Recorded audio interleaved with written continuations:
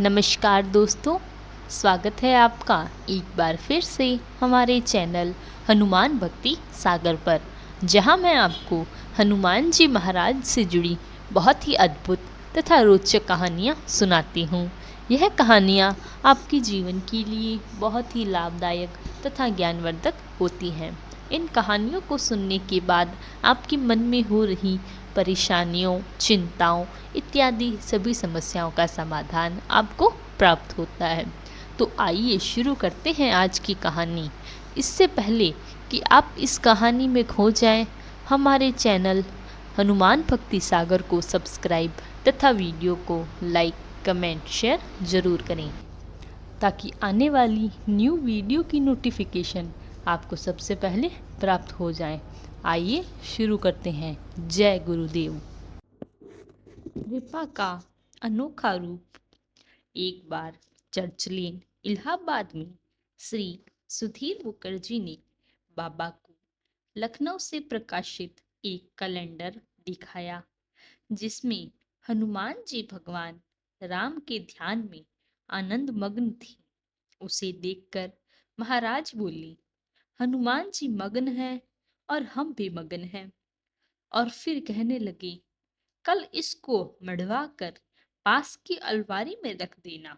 मैंने यानी लेखक बाबा को दूसरे दिन सुंदरकांड और हनुमान चालीसा की पाठ से उस छवि की वहां स्थापना का सुझाव दिया। उन्होंने मेरी प्रार्थना स्वीकार कर ली और यह कार्य मेरे ऊपर छोड़ते हुए आदेश दिया कि मैं इस कार्य की सूचना किसी को नहीं दूं। आपने स्वयं उस दिन बृहद भंडारे का आयोजन कर दिया। यद्यपि इसका प्रचार नहीं किया गया, पर समझ में नहीं आया कि कहां से इतने लोग इस शुभ कार्य में एकत्रित हो गए। भंडारा अर्धरात्रि तक चलता ही रहा। अवश्य यह लीला उनकी प्रेरणा शक्ति की रही होगी। इस भंडारे के बाद मेरे मन में अभिलाषा हुई कि अपनी उपासना हेतु मुझे भी वैसा ही कैलेंडर प्राप्त करना चाहिए। मैंने उसके लिए इलाहाबाद में बहुत कोशिश की और एक बार जब मैं लखनऊ अपने घर आया हुआ था, वहां भी इसके लिए प्रयत्नशील रहा, पर कहीं भी सफलता नहीं मिली। मेरे भतीजे को एक दिन वह कैलेंडर डिग्री कॉलेज लखनऊ की एक प्रवक्ता डॉक्टर हर नारायण सिंह के घर टंगा दिखाई दिया। उसने उनसे मेरे लिए उस कैलेंडर की याचना की। डॉक्टर सिंह बोले, मैं स्वयं हनुमान जी का भक्त हूँ। मैं अपने इष्ट देव की छवि का त्याग नहीं कर सकता। मेरे भतीजे ने यह वृत्तांत घर आकर मुझे सुनाया। उस रात जब डॉक्टर सिंह निद्रा में वशीभूत हुए तो उनके स्वप्न में हनुमान जी महाराज प्रकट हुए और उन्होंने आदेश दिया कि उनकी छवि जो को वह प्रातःकाल ही मुझे सौंप दें और साथ ही में यह भी कहा कि मेरे द्वारा पूजा का जो फल होगा वह उसे ही प्राप्त होगा। दूसरे दिन सवेरे में बाहरी कमरे में समाचार पत्र पढ़ रहा था। सिंह साहब ने आकर स्वतः अपना परिचय देते हुए अपने रात्रि के स्वप्न से मुझे अवगत कराया और वह कैलेंडर मेरे हाथ में दे दिया।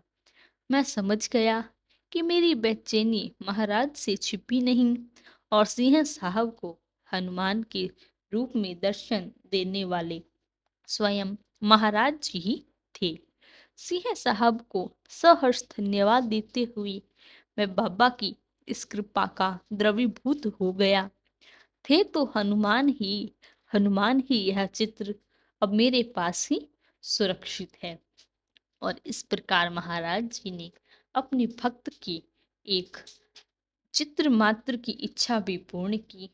उनके मन में जो उस चित्र की छवि थी उन्हें प्राप्त करने की, वह भी उन्हें प्राप्त हुई। इसी प्रकार हम भी यदि अपने जीवन में कुछ प्राप्त करने की इच्छा करते हैं तो वह महाराज जी को स्वतः पता चल जाती है और वह किसी न किसी रूप में उस हमारी कामना को, हमारी इच्छा को हमें ज़रूर उपलब्ध करवाते हैं और हम अपनी उन इच्छाओं की पूर्ति पर भगवान का धन्यवाद कर हम आगे जीवन में बढ़ते चले जाते हैं। महाराज जी अपनी कृपा ऐसे ही अपने सभी भक्तों पर बनाए रखें।